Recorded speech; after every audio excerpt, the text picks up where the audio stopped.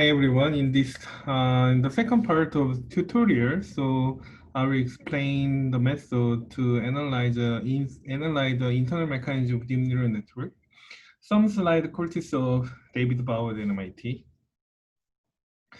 So in this tutorial, so I will explain some of the recent methods called the network dissection and the Gander section, and also explorative generative boundary aware sampling.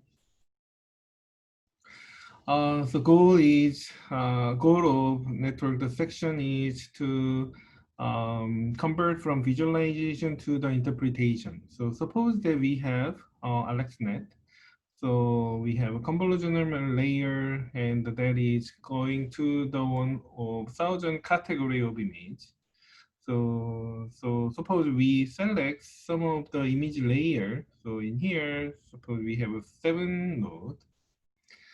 And the unit 1, when we collect the image, which is top activated image, so we can see that these are lamp. So when the unit 4 is activated, we can say that these are car. Of course, some of the head of bird also highlighted. So meaning that some of the internal unit may be highlighted when a specific object comes, right?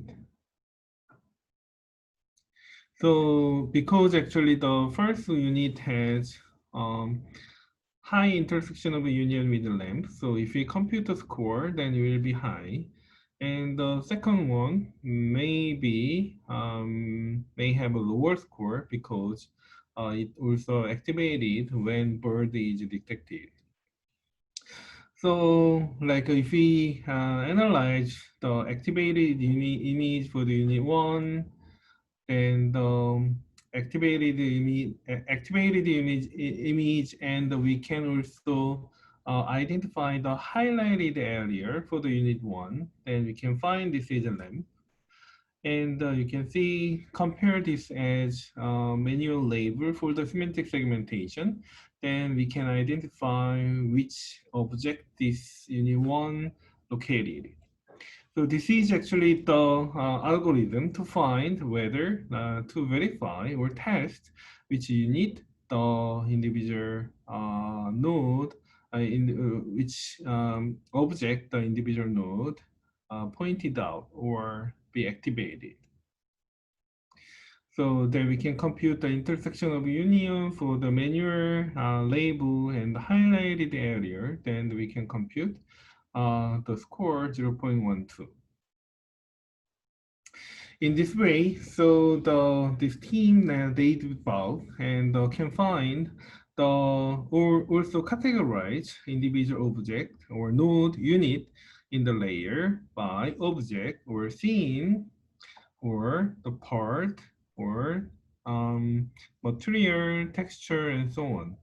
So from the convolution layer 1 to the convolution layer 5, we can say that the object class increased from the glass sky tree and the water grass and the mountain and so on, including the complex object. And the texture also increased, and the color doesn't appear much in the later layer. So the part and scene also appear in the fifth layer and so on. So we can categorize individual internal object by also manually labeling new classes of image by analyzing this type of node. So this section is possible because this is semantic segmentation model. Also, we can find some of convolutional neural layer. So what you can say is because we should compute the input with semantic segmentation label. So the neural network that we are analyzing should allow us to upsample the convolutional layer individual channel. So especially for the semantic, like the deep neural network model for semantic segmentation task, we can dissect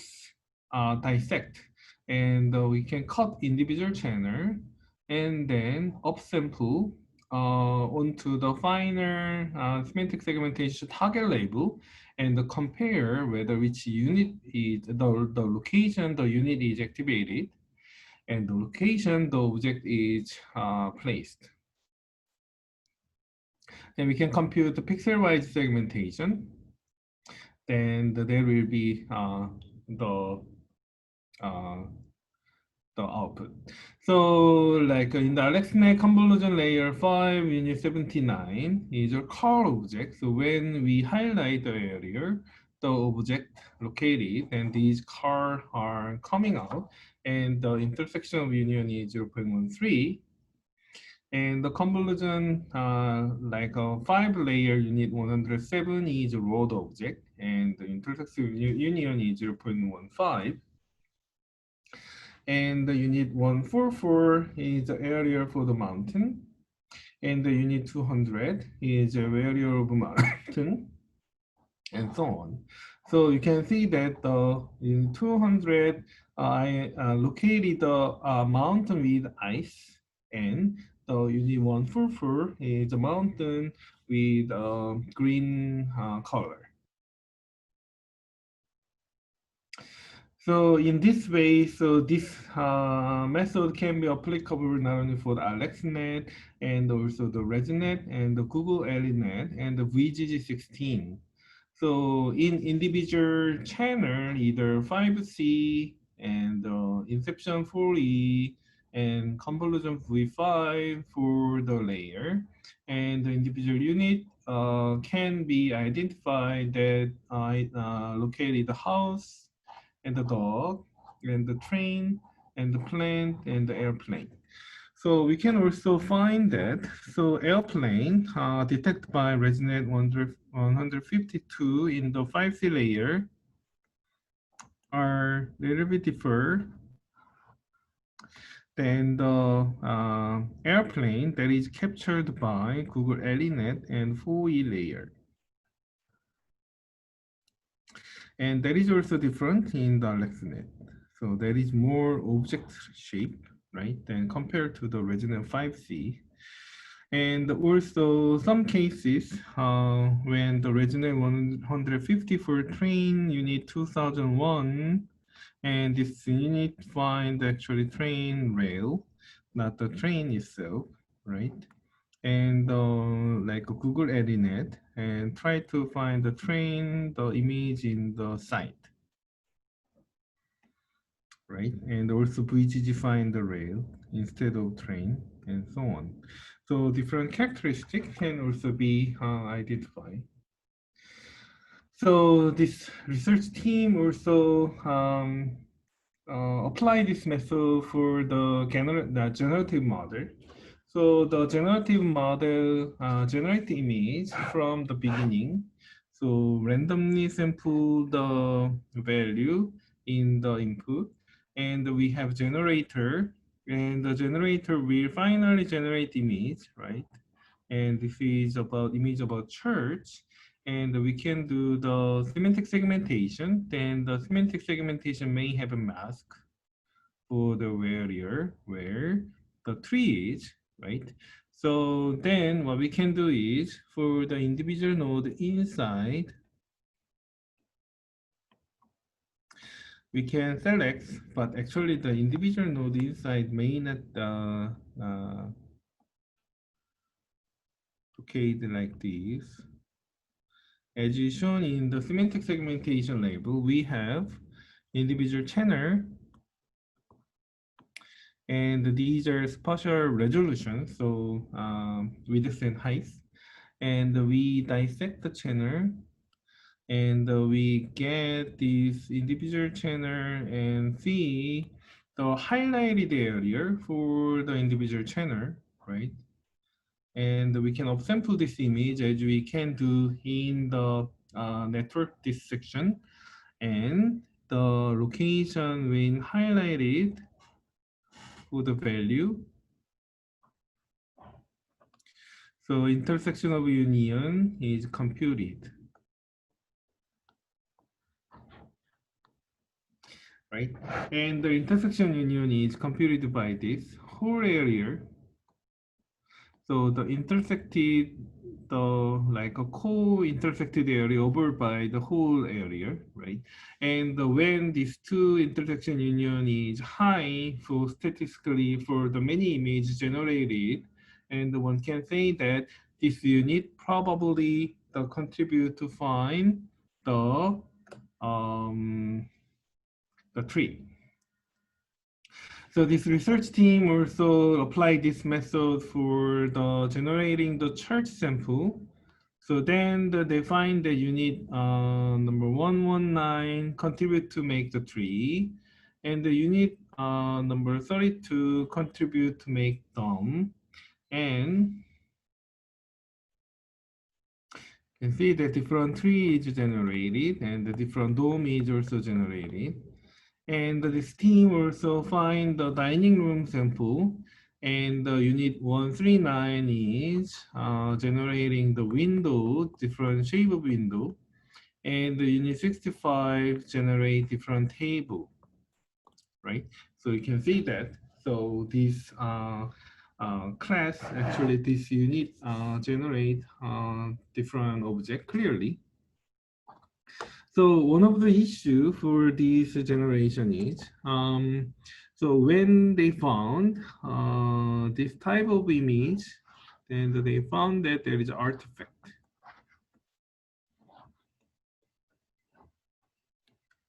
right? And when this artifact is found, they also found that which unit generate this artifact, and they found that unit 63 and unit 231 generate this artifact. And they were after they found that, they actually like turn off this unit to generate image, and they finally made the image which is more stable and natural to the to like the real image. So this type of method, actually network dissection and the GAN dissection, can be useful to find the internal unit. But the thing is, this method does need manual interpretation of the node, and also somehow it is not so sure whether we can find the real shape of the node. Like we may need a way to automatically extend our understanding of this method.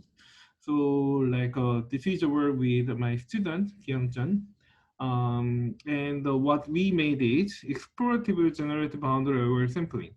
So the goal of this approach is try to find the microscopy or to find which sample are generating in the scale specific area. So this is a generative model from the random number to the image. So what we can say is, as we do in the decision boundary in the classification model, so what we can do is we can convert those individual layer from the input to the output in terms of generative boundary, so that we can identify which generative boundary is important to change the generative image. And so we also would be important to find other boundary which defines, say, a specific object, say phi. So one of the issues for the existing method to find out this type of sampling method is when we are interested in a query image, then it is very hard to see the complex and the complex hyperplane in the high dimensional space. So in many previous work used epsilon bounded sampling. And what we do is we find this generative boundary explicitly and find the search sampling procedure to generate image better. So we can say that formally in depth for this explorative general boundary oversampling, So this generative procedure is not well understood yet, and we wish to give example-based explanation on this procedure. Suppose that we select else layer in the generative model, and if we train architectural data and building data, and so given a current image, so we should find which architecture are generated around this current image. And also, so if we have a celebrity, and we wish to also an image in the celebrity trained in the celebrity data, we wish to generate image, celebrity image around this celebrity image. So there are previous work as we discussed in the previous slide, this section, and again this section, and also Google Deep Dream. So which find the image, maximize activation of internal unit. So this is input which maximize the highlight the specific unit is generated or made by Google Deep Dream. But the thing is, the generated image is not really natural image. And also the Lagrangian relaxed decision boundary, because our internal, like this is input boundary, but this input is distorted a lot in the internal layer of decision boundary or generative boundary. So what they do is, as distorted here, in terms of input in the internal layer, so what they do is, by the Lagrangian relaxation, they find the polytope that bound this generative boundary and use this boundary to the generate sample or identify the decision boundary. But we believe that this is not robust enough, so it may be vulnerable to the hyperparameter tuning to this decision boundary.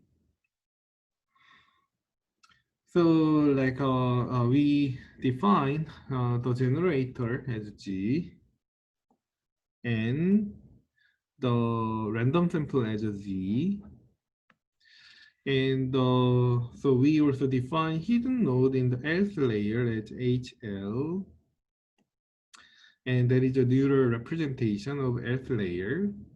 And the partial generation of this layer is defined by GJI. So meaning that, so from the generation for the first layer to the first layer, and also fifth layer to the last layer is defined by GJI. So from I to J. So suppose we have L layer in here. So in this case, we have a 16 by 16 spatial resolution in the first layer, and we also had 512 channel inside. So we define generative boundary. So a value of HL is determined by the linear hyperplane in the space of previous layer HL minus 1. So from the previous layer to the next layer, so what we can say is the value of HL is connected with the value of HL minus 1 with the linear hyperplane. Of course, the dimension is high. So in the previous example, we have 512, but this dimension can be easily go to the 1,000, right? So that we have 1,000 dimensional space or 100 dimensional space, and we have a linear hyperplane based on number of convolutional filter. And the sticking layer, this toward input to make this highly nonlinear, non-convex shape. So of course, if we allow this in from the previous layer to the next layer, so we'll have a linear. But if we draw this from the input, then we may have highly convex object shape. So, but we typically wish to manipulate sample from the input. So in a way that we need a way to manipulate the data in terms of input in the high dimensional non-convex shape. So, so we can actually train, so this method also train to fool the discriminator in generative model. So like we have a nonlinear conversion, and we even if we have a generative bound. But anyway, so you define this as a generative boundary. So in a way that, so from this node, the specific linear model, which is convolution operator, in ICE convolution operator based on the HL minus node in the HL minus layer. So this direction is negative and this direction is positive. If you use a ReLU, then this will become 0 and this will become positive value, right? So if we use different activation function, then we may have different ones. So based on this, a specific area of generative boundary has same sign of the value for the individual linear classifier, linear model in the layer between L minus 1 to L. So in the S layer, space of this SL is surrounded by a set of generative boundary. So in the input space, a set of equivalent class of Z with respect to L, SL, and in the image space, a set of equivalent class of image with regard to SL. So we can say that this is input space or the image space. So we can say that this is equivalent class of image or equivalent class of input random value, right? So that is called in the input space or the image space, right? So for example, suppose that this decision boundary, generative boundary will change the value in the S layer from minus to plus. So if we change from A to B, then the value become minus the plus, the second node, right? And so the image from change from this to this. So this is a feature that change node from here to here, right? We can say this is actually the one generate different image. So like we can define the problem like this, given a generative model G, a target layer L, and an input query Z, then we can find the set of equivalent class of image generated from the same generative region as L. So this is the generative region that we define. We have the same sign in the else layer of the internal node, and we can find the set of equivalent class of image by changing the value Z.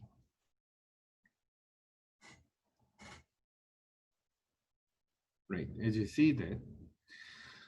So, but as we discussed, this is a very challenging problem because the dimension of latent space, there are a lot of hyperplane make this hard. So first layer in Pijigan, so the like a dimension increased from 512 to 8,000, more than 8,000. So a typically generated region is non-convex, as discussed in the previous slides, and due to the nonlinear activation, if we stack together, then in the two exact consecutive layer, this is linear. But if we have many layers, this is not linear anymore. So like previously, like epsilon bounded sampling are used. So, but if we use small epsilon, then we only compute the similar image, right? Because the epsilon does not cover all the generative boundary. But if we have large epsilon, then their area it does not cover, right? And so like area which we should not cover, right? So in that case, less important or not relevant images are generated more. So we solve this problem by reducing the problem into the robot planning problem and or the adopting the algorithm which is used for the planning in the high dimensional space for robotics. So we define the problem is in the high dimensional, high non-convex dimensional space, find the sample which is included in this high dimensional space. And this is exploring a generative vision problem. And the robot planning problem typically has a similar goal from one starting point to the one goal point, how we can find the path from starting position to the goal. But in many cases, it may need to explore the whole space. So our problem is also searching sample in non-convex space and the searching a path in non-convex space. And this is high dimensional explorative space and high dimensional freedom of robot joins. And we reduce our sampling problem into the robot planning one. And we use the successful algorithm for robot planning, which is called the RRT, rapidly exploring random tree. Given generative boundary as a constraint, and RRT is given solution, give solution to search over the generative region. And as we can see here, so when a sample is generated, and the RRT will connect until to the same distance. And if find the sample, and suppose if the first sample is located here, and we'll find the sample which is in the tree, which is close to the sample, and expand to a specific distance. And when the second sample is generated, and will expand to the direction, and the other direction too, in a way that tree is generated through the direction where the sample is generated. And also it does not cover, and also it does not pass the decision boundary. So by doing this, so we cover from the starting point to the decision boundary. So we cover those areas. And also, there are a lot of dimensions, as we say that the fifth layer in the PGGAN has more than 8,000 nodes, so it is intractable to find all those nodes.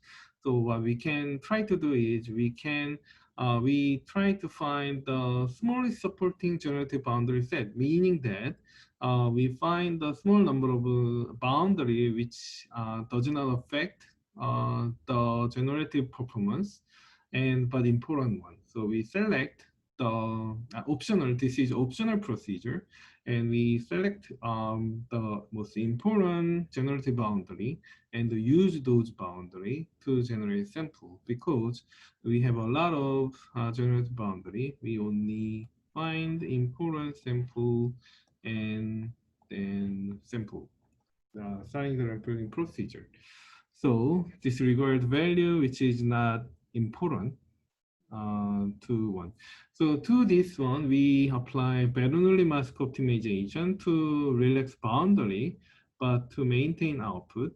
The thing is, so we like for individual the node, we put the Bernoulli mask and we randomly sample and find that in terms of performance, so when we eliminate this one, then when the loss does not remove much, then we take this as the node which can be eliminated, which is not the case, and then we maintain those ones. So that will be handled by Bernoulli mask and finding the hyperparameter to for individual node.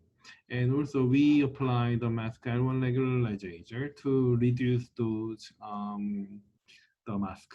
So, so this is entire boundary. So, and if we use only 10% of boundary, so we can say that the generative image inside of this does not change the value much. And even if we use 5% of boundary, then we also maintain the similar shape. Of course, the original image does similar to the 9 more.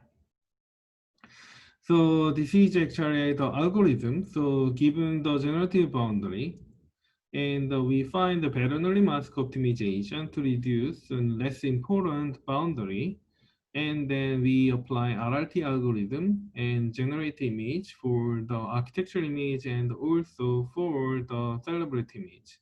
So if we apply this our EGBAS algorithm, then we can see that. So in different direction, you can see which image are generated better. So from the curly point, this tree is growing in the green direction and also the orange direction and the blue direction. And you can see that the image in the green has a specific feature to have a small the window, and we can also see that the image in the green has the background color as gray like color, and the image to the orange, and the image with the more reddish color of the sky.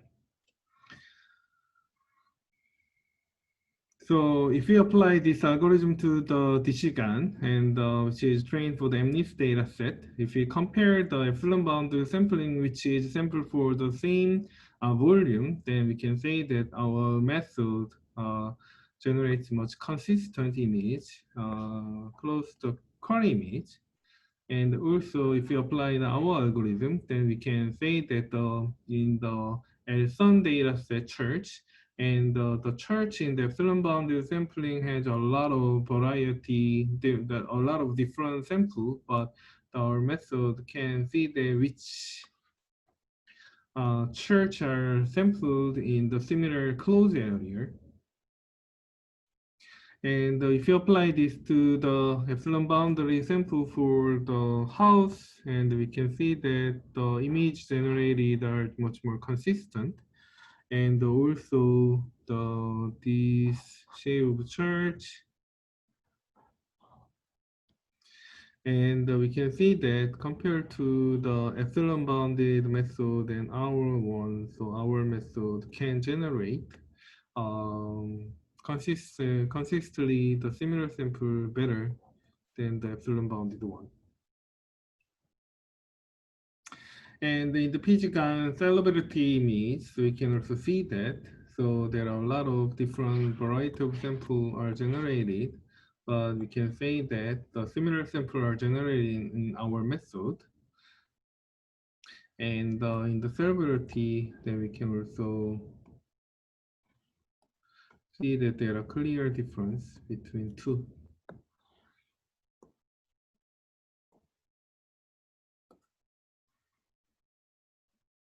And also we apply different mask. So when we use 10% of, more than 10% of generative boundary, and less than 10% of generative boundary, and less than 5% of generative boundary. So if you use all the boundary, then the generative image are almost identical. So in this sense, actually, it does not give any variation. So we try to intentionally reduce the number of generative boundary around the sample query, and we observe that how much this does change. So when we use more than 10% of generative boundary, so we can say that there are small variation of the generative image, but if we use a lesser number of boundaries, so we can see the different image start to come and see that which image are close when we start to give variation to the input. So this is a conclusion of the method to analyze inside of deep neural network. For some deep neural network, it is possible to analyze the internal mechanism. So that is what we can see for the network dissection and the GAN dissection. And when spatial information is maintained in deep neural network for classification or generation, so one can visually understand the internal activation. And so it is also important to explore the generative decision boundary of the deep neural network to analyze the manifold of individual nodes. Thank you.